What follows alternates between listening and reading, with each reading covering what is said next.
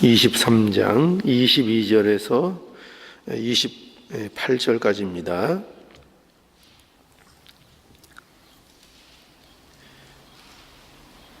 (22절부터) 함께 읽겠습니다.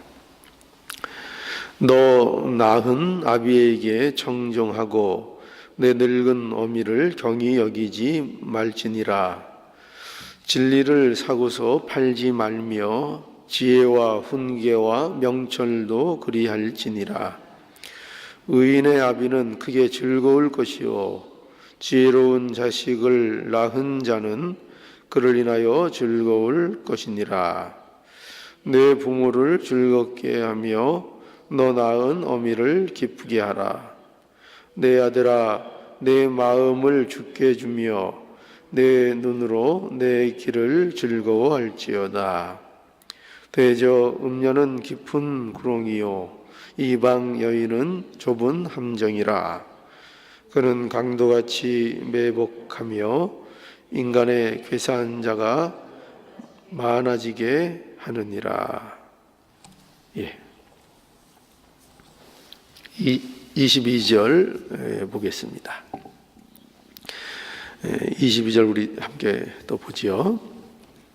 너 낳은 아비에게 청종하고 내 늙은 어미를 경히 여기지 말지니라.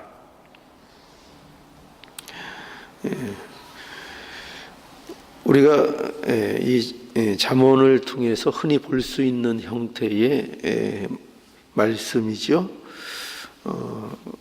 너 낳은 아비를 청종하라.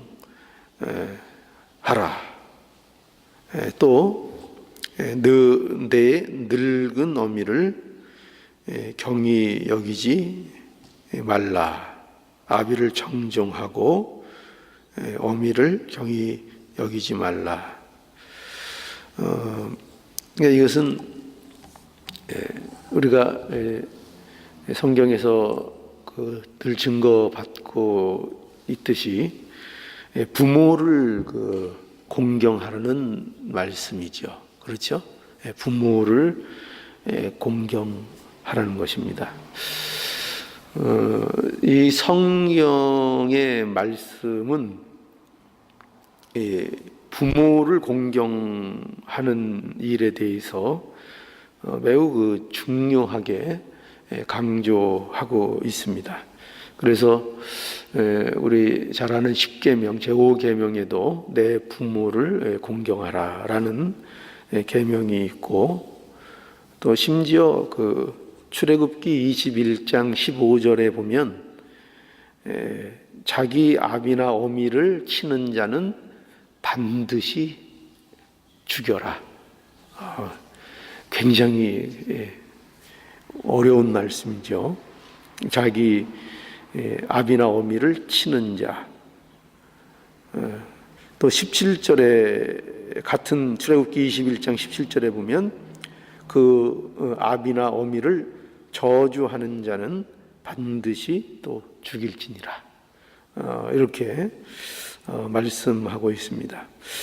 그리고 그 신약에서도 보면은 이 부모 공경을 또 강조하고 있죠. 우리가 잘 아는 에베소서 6장 1절에서 2절을 보면은 자녀들아 너희 부모를 주 안에서 순종하라. 이것이 옳으니라. 이것이 마땅하다. 이렇게 되어 있고, 내 아버지와 어머니를 공경하라. 이것이 또 여기 보면은 약속 있는 첫 계명이니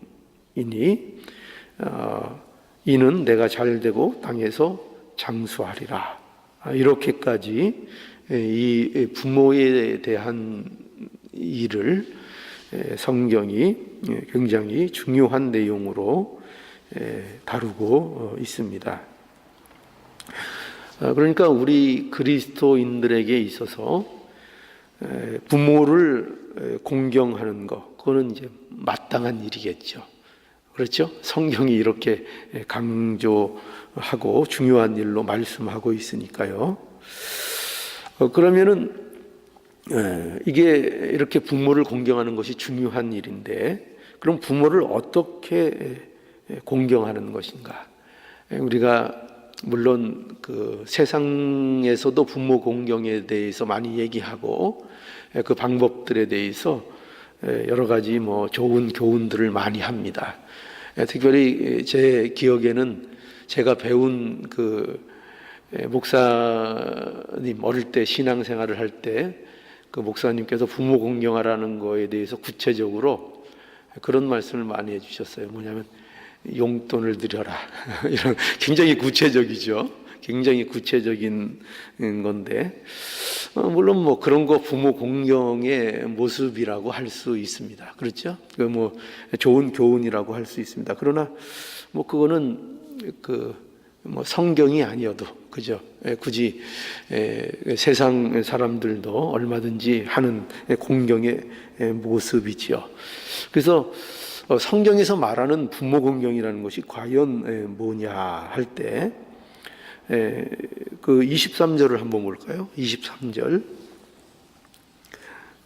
오늘 본문이 23절입니다. 진리를 사고서 팔지 말며 지혜와 훈계와 명철도 그리 할지니라. 여기 보면은 지혜를 사고서 팔지 말라라고 말씀하죠. 이거는 이 진리를 소홀히 여기지 말라 이런 얘기입니다. 이 진리를 팔고 사실 진리라는 게 그럴 수 있는 것도 아니고 진리가 얼마나 귀한 것인가 그것을 소홀히 여기지 말라 하는 것이죠. 근데 여기서 말하는 이 진리는 특별히 그 말씀의 흐름을 따라 우리가 좀 생각해 보면은 그것은 그 부모가 자녀에게 주는 교훈이라고 얘기할 수 있습니다. 부모가 자녀에게 주는 지혜의 말씀, 그들이 삶을 살면서 또 신앙, 특히 유대적 배경을 갖고 있잖아요. 그러니까 그 하나님의 말씀을 가지고 그들이 사는 동안 삶을 통해서 경험한 어떤 그 지식과 지혜들 이런 것들을 부모가 자녀들에게 가르쳐 주지 않겠습니까? 그런데 그것들에 대해서 소홀히 여기지 않고 그것을 귀담아 듣고 순종하는 그것을 얘기하는 거죠.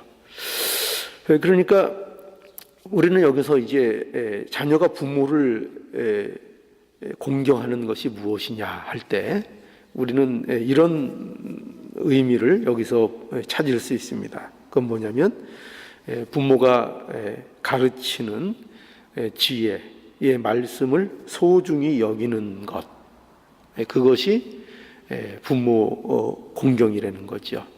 그러니까 세상에서도 우리가 얼마든지 이해할 수 있는 부분이죠. 우리가 세상에서도 누가 부모를 공경하는 것이냐, 누가 부모를 기쁘게 하는 것이냐 할 때 그 부모의 교훈을 무시하지 않고, 그렇죠? 그 부모의 말을 귀담아 듣고 그 부모의 말을 소중히 여기는 그 자녀의 그 모습, 그게 부모를 공경하는 거죠. 그죠? 아무리 뭐 용돈을 좀 주면 뭐 합니까?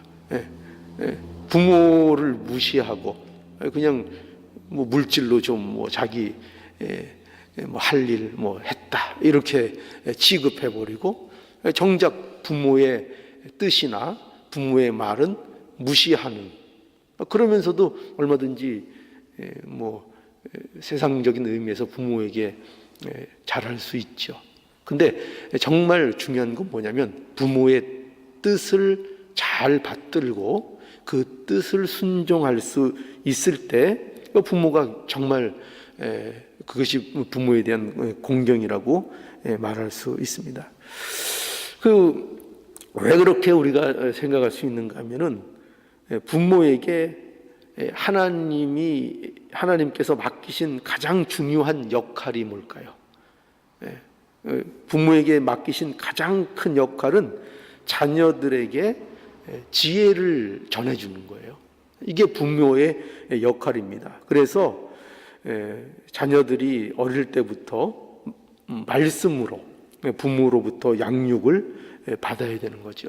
이 책임을 다하지 못한 그것은 하나님께서 맡겨주신 부모의 역할을 다했다고 볼 수가 없는 겁니다. 그러니까 부모의 가장 큰 역할이 뭐라고요? 자녀들에게 내가 삶에서 얻은 어떤 지혜를 그 자녀들이 살면서 실족하지 않도록 잘못된 길로 가지 않도록 그렇게 자녀들에게 교훈을 주고 지혜를 주고 이게 부모의 가장 큰 역할이라니까요. 그런데 그거를 잘못하면 그 책임을 못하는 거죠. 그와 마찬가지로 이 유대적인 개념에서 보면은 누가 부모의 역할을 하는 것이냐? 하나님의 말씀을 자녀들에게 잘 전수해주고 전해주고 하는 것.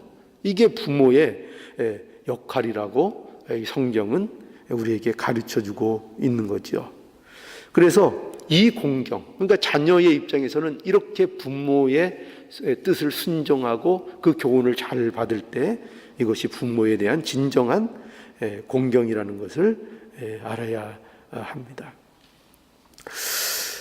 그래서 부모에게 있어서 즐거움이 뭐냐?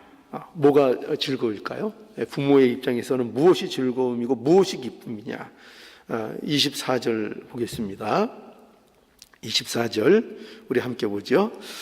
의인의 아비는 크게 즐거울 것이요 지혜로운 자식을 낳은 자는 그를 인하여 즐거울 것이니라.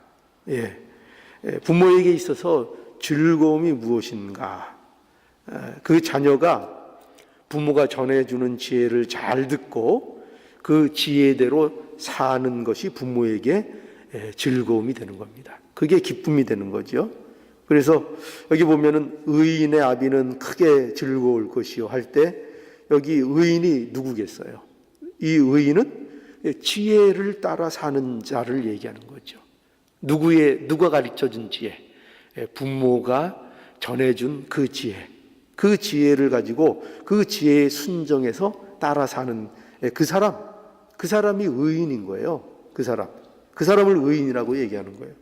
그래서 그 지혜를 전해준 아비가, 어미가 얼마나 기쁘겠습니까? 자녀가 그렇게 잘 순종해서 사는 모습을 볼 때에. 그렇죠? 얼마나 그것이 기쁨이 될까요? 그래서 25절에 이렇게 또 계속 말씀합니다. 25절.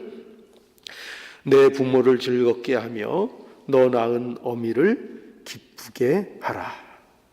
무슨 말입니까? 그러니 진리를 사고서 팔지 말며 지혜와 훈계와 명철을 팔지 말고 그 진리대로 잘 순종함으로 인해서 내 부모를 어떻게 하라는 거예요? 내 부모를 기쁘시게 해드려라 이거예요. 내 부모를 즐겁게 해드려라. 이렇게 말씀하고 있는 것입니다. 우리 그 마태복음 3장에 한번 가보죠. 마태복음 3장.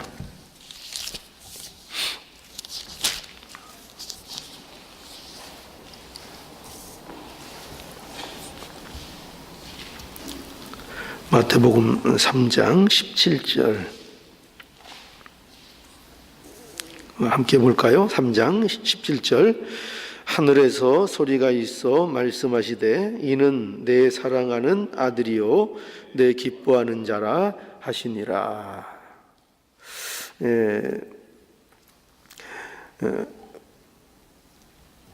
진리를 사고서 팔지 않는다라는 여기 잠언의 말씀이 있는데 이게 무엇을 얘기하는 것인가? 아까 보면은 부모의 그 지혜의 말씀을 소홀히 하지 않는 것이다. 이렇게 말씀을 일단 드렸죠. 그런데 이것이 또 어떤 의미를 우리에게 주는가 하면은 여기 마태복음 3장 16절에서 그 17절에 보면은 여기 하늘로서 소리가 있어 말씀하시되 이는 내 사랑하는 아들이요 내 기뻐하는 자라 이렇게 말씀하시죠. 이 장면은 예수께서 세례 요한에게 세례를 받으시는 그 장면이지요. 여기 보면은 예수께서 세례를 받으시고 물에서 올라오실 때 어떤 일이 나타났는가 하면은 하늘에서부터 하나님의 성령이 비둘기같이 예수님에게 임했고, 그리고 또 여기 보면 하나님의 음성이 들렸죠. 하나님이 이제 말씀하셨습니다. 무언가를 선포하셨는데 그게 말씀이 뭐냐면은 이는 예수님을 칭하는 거죠. 이는 내 사랑하는 아들이요 내 기뻐하는 자라 이렇게 말씀을 하신 겁니다. 그러니까 여기 보면은 예수님이 하나님께 대하여 어떤 자인가라는 것을 말씀하고 있죠. 어떤 자인가? 예수님은 하나님의 기뻐하시는 자다 이렇게 말씀하고 있죠. 그러니까 여러분 하나님을 사실 기쁘시게 할 수 있는 자는 예수밖에 없는 겁니다. 예수, 그 아들 예수 그리스도만이 하나님을 기쁘시게 할 수 있습니다. 예수님만이 하나님께 흡족한 분입니다. 왜 그렇죠? 모든 인간, 모든 만물, 모든 피조물은 범죄함으로 말미암아 하나님을 기쁘시게 할 수 없는 존재가 되었습니다. 그러니까 유일하게 오직 예수 그리스도만이 하나님을 기쁘시게 할 수 있는 겁니다. 그러면은 우리는 어떻게 하나님을 기쁘시게 할 수 있겠죠? 하나님이 우리의 아버지이십니다. 그 하나님을 우리가 어떻게 기뻐할 수 있는가, 기쁘시게 할 수 있는가? 그거는 유일하게 하나님의 기쁨, 하나님을 흡족하게 해드리실 수 있는 그 예수 그리스도와 함께 거하는 겁니다. 그러니까 예수 안에 있게 되는 거죠. 예수 안에 있을 때 어떤 일이 할 수 있다고요? 그래야 하나님을 기쁘시게 할 수 있다는 거죠.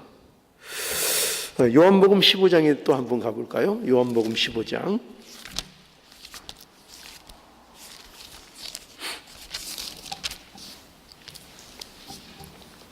요한복음 15장 1절에서 8절 제가 읽겠습니다.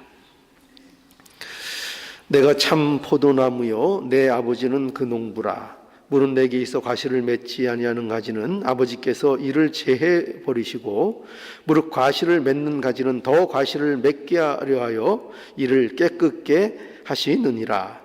너희는 내가 일러준 말로 이미 깨끗하였으니 내 안에 거하라. 나도 너희 안에 거하리라. 가지가 포도나무에 붙어 있지 아니하면 절로 과실을 맺을 수 없음 같이 너희도 내 안에 있지 아니하면 그러하리라. 나는 포도나무요 너희는 가지니 저가 내 안에 내가 저 안에 있으면 이 사람은 과실을 많이 맺나니 나를 떠나서는 너희가 아무것도 할 수 없음이라. 사람이 내 안에 거하지 아니하면 가지처럼 밖에 버리어 말라지나니 사람들이 이것을 모아다가 불에 던져 사르느니라. 너희가 내 안에 거하고 내 말이 너희 안에 거하면 무엇이든지 원하는 대로 구하라. 그리하면 이루리라. 너희가 과실을 많이 맺으면 내 아버지께서 영광을 받으실 것이요 너희가 내 제자가 되리라.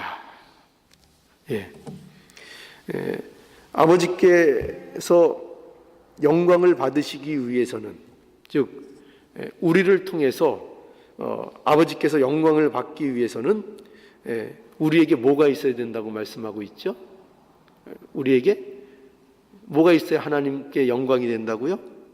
8절 보시죠. 8절. 너희가 가시를 많이 맺으면 내 아버지께서 영광을 받으실 것이요. 그렇죠? 열매를 많이 맺어야 하나님께 대하여 우리가 영광, 하나님이 영광을 받으신다는 말씀입니다. 근데 이 열매는 누구를 기쁘시게 하는 겁니까? 하나님을 기쁘시게 하는 열매이죠. 그런데 문제는 이 열매는 어떻게 해야 맺을 수 있는 열매죠? 우리가 우리 맘대로 맺을 수 있는 열매입니까? 그저 열심히 살면 맺을 수 있는 열매입니까? 선하게 살면 맺을 수 있는 이 열매입니까? 그런 열매를 얘기하는 게 아니죠. 어떻게 해야 맺을 수 있는 열매라고요? 지금 계속 15장의 1절부터 강조하고 있는 게 뭐죠? 나는 포도나무요, 너는 나무 가지라 라고 해서 예수 그리스도 안에 거해야 맺을 수 있는 그 열매, 그걸 얘기하고 있는 거죠. 그러니까 우리가 하나님을 기쁘시게 할 수 있는 것은 우리가 예수 그리스도 안에 거함으로 맺는 열매, 이 열매를 맺을 때에만 하나님을 기쁘시게 할 수 있는 것입니다. 하나님을 기쁘시게 할 수 있는 열매는 오직 예수 그리스도만 맺게 할 수 있습니다. 그렇기 때문에 우리가 하나님이 기뻐하시는 열매를 맺기 위해서는 당연히 어떻게 해야 되겠죠? 그리스도 안에 거해야 하는 것이죠. 그리스도께 붙어 있어야 하는 것입니다. 그러면 이 그리스도께 붙어 있다는 거, 거해 있다는 거, 이게 과연 무엇을 얘기할까요? 이거 한번 마지막으로 찾으면서 결론을 맺죠. 에베소서 3장 17절입니다.